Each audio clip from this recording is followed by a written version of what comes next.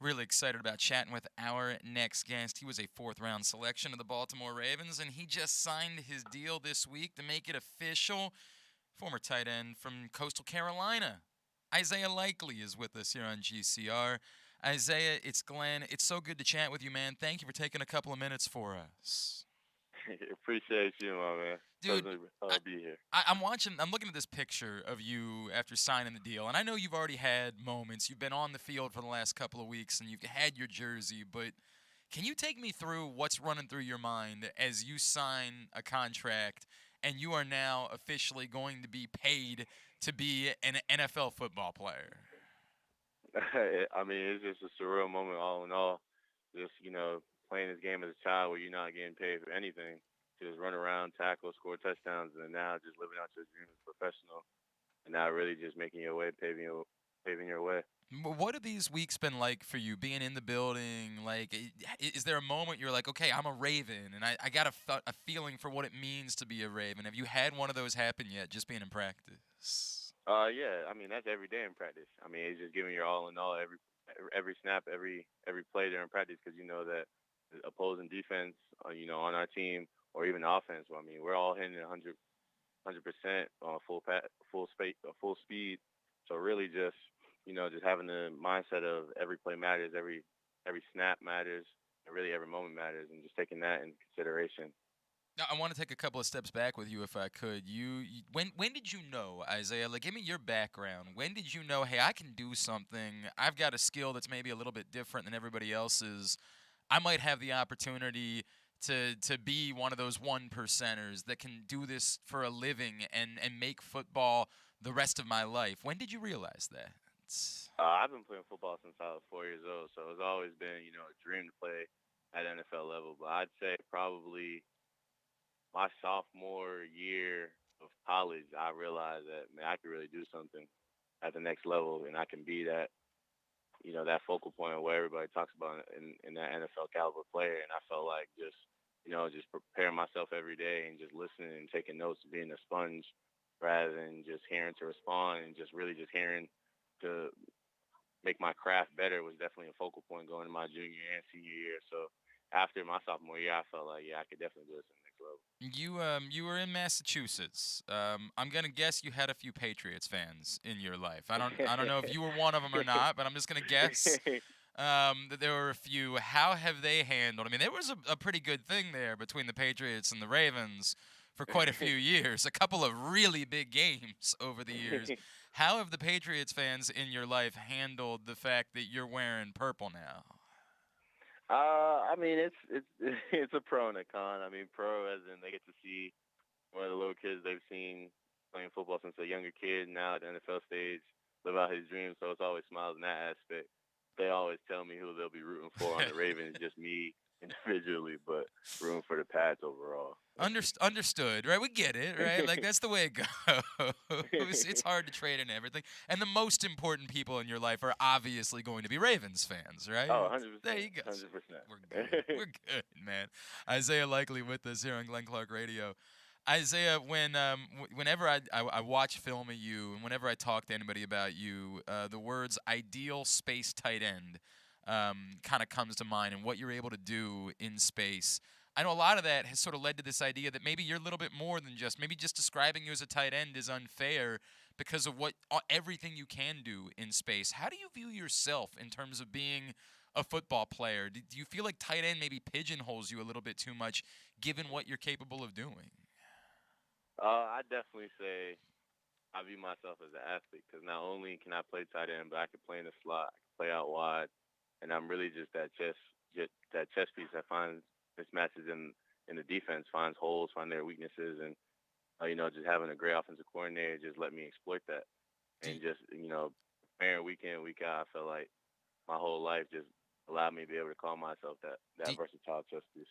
did you get that sense that that's exactly why it is the Ravens wanted you? 100%. I mean, just coming to practice now, we run two tight end sets, one tight end sets, three tight end sets, and sometimes four. Right. And just that all goes into the aspect of everybody just knowing their role. Dude, it's a pretty wild room that you're in, right? 100%.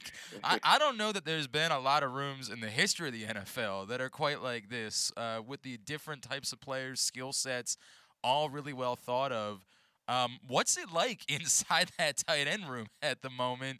As there's, I think a lot of people would say you're fighting for playing time, but as you just pointed out, there's the reality that all you dudes could be on the field at the same time.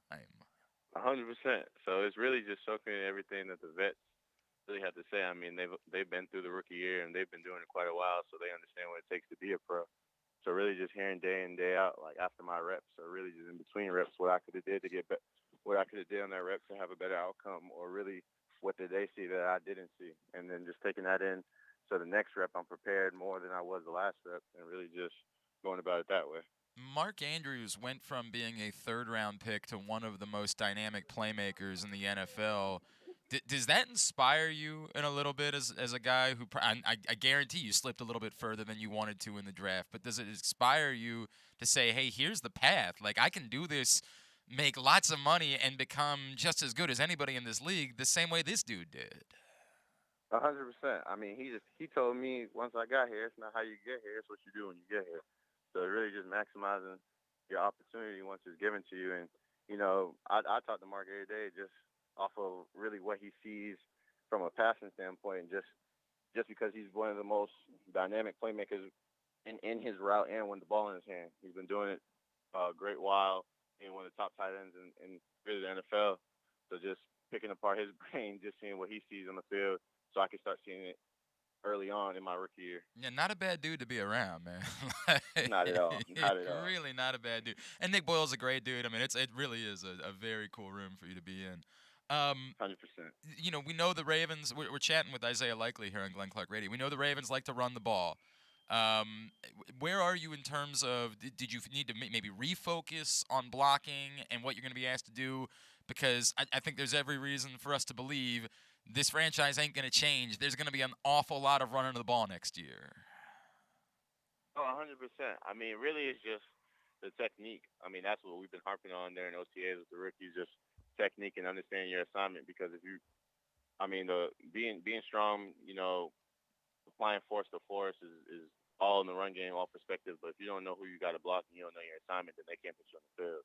So it's really just going back to the basics and harping on the fundamentals before we even start getting into training camp, where we put the pads on so we can see uh, really what I could do in the run game.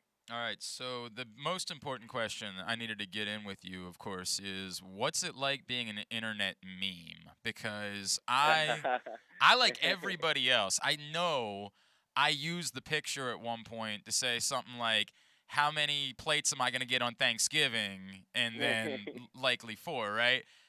Is it Yes, sir. has it? Are there times where it's been weird because like you're on social media and you see a picture of yourself, but it's got nothing to do with you, and you don't even know if the person knows who you are? Like, what is that phenomenon like?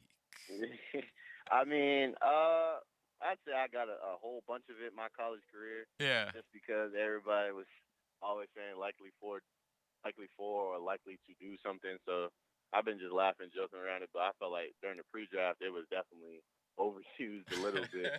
It was amusing at sometimes, but I mean, it's always a laugh. I mean, there are way worse things to become a meme for on the A internet, hundred percent. right? Yeah. Like, did you ever see? Was there ever a surreal one? Like, did you ever? I have no idea.